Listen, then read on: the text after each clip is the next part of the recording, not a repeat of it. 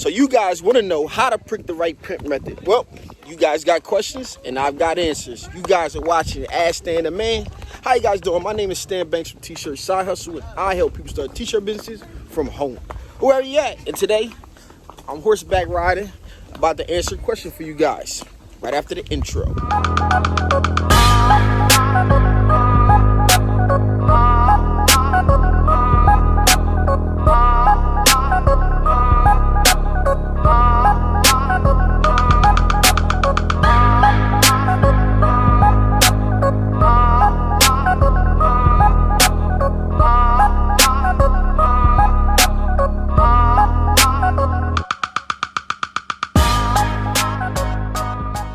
Okay, so yesterday I went over all of these different print methods that you guys can use.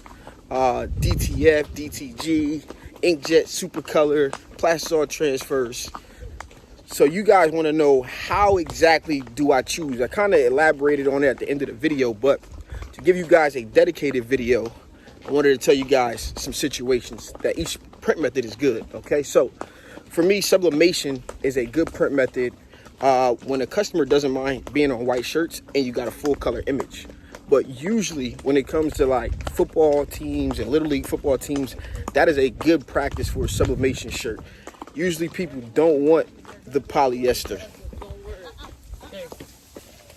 So then next there's vinyl. So for vinyl, you guys know, my horse keeps trying to eat over here, but for vinyl, we're gonna make a choice when we got a small job, maybe one shirt, two shirts, color separated stuff, just simple text based, or if this is all you have access to because this is the machine you started with, I would put a 24 cap limit on a vinyl shirt.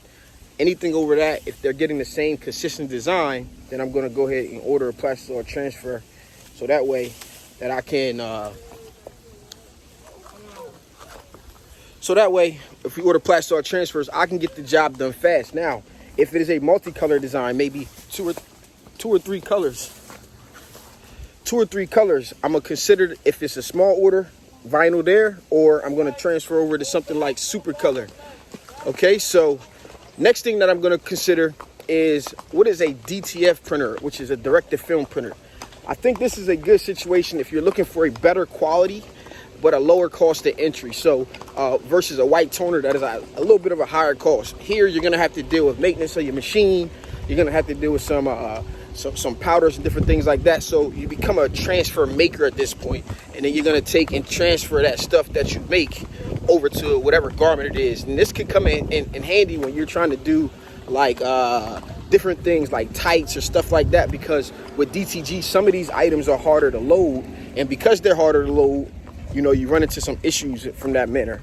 All right, so then from there, we got a white toner printer, which is a proven method. It's a lot faster as far as print wise. You can set 100 prints and have it print and stack really, really well.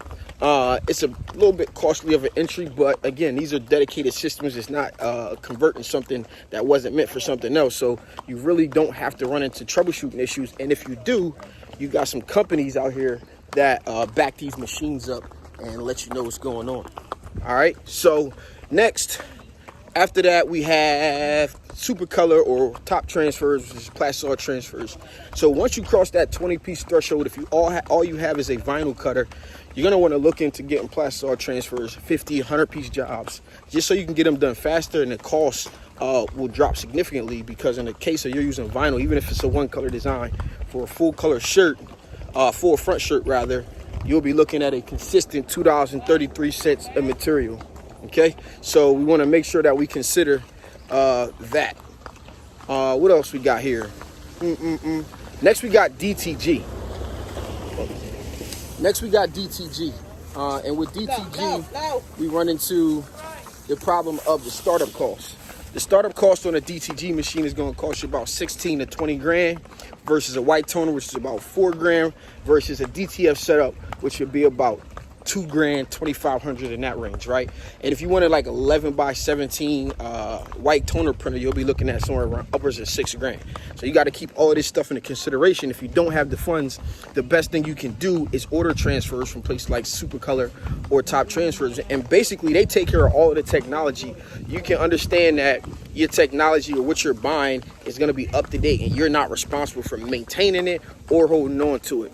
All right, so from there, I think we covered pretty much all of them. So again, when you're taking the time to choose based on the job what print method is best for you, you kind of just want to consider all of the factors. But most importantly, what do you have access to? What machines do you got access to? How much money do you have to invest in the next machine? And we can start off, and that's not to say, if you start with plastic or transfers and you say, you know what, wait, I like this kind of, maybe I do want to get into screen print, and then you can take that next step. But this gives you a way to complete big jobs in a short time frame, and not necessarily have to worry about a huge investment that you would into a screen printing setup that could cost you upwards of 4, 5, 6 grand in order to get a professional base setup where you're able to actually put in and do some volume on those machines. You know what I mean? So I'm trying to make sure I covered everything. I wanted to do this one a little bit differently today. I wanted to do it on the horse that I'm riding right now. Still bring you guys some quality content and information. Hope I'm on point with this. Got another car coming behind us. Well, we just keep it going, man. If you guys got some questions, put them down in the comments below.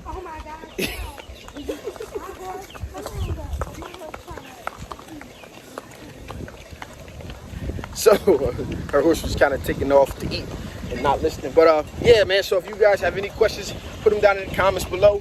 This was a fun one. I definitely will do a more organized version of this video. But again, I wanted to get out while I'm horseback riding today. I normally do it in the car, but I figured I'd get some of this money back riding the horse by answering the question for you guys. So this has been your boy Stan Banks from T-Shirt Side Hustle, here with Coco. Peace.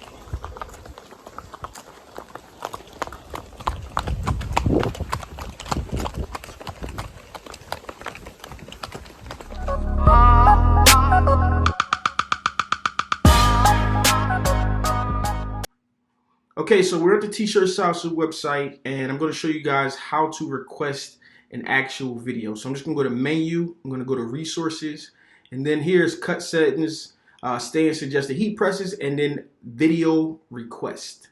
Okay, here it basically just says, I'm not going to promise you that I'll get to everybody, but whenever I'm looking for an idea or something to make a video on, I will check this page and see what you guys have. This is a lot better than leaving it in the comments, although you can leave it in the comments and I'll see it. But if I don't get to that video right away, I'll forget about it. But come over here and place your suggestions. So now I can just come to this list and pull up some videos, ideas, and then go ahead and go through them. So you just put your name, your email, and you leave a comment with your suggestion, and then it'll get posted and I'll see it. Everybody will see it and check the list for your idea first, and then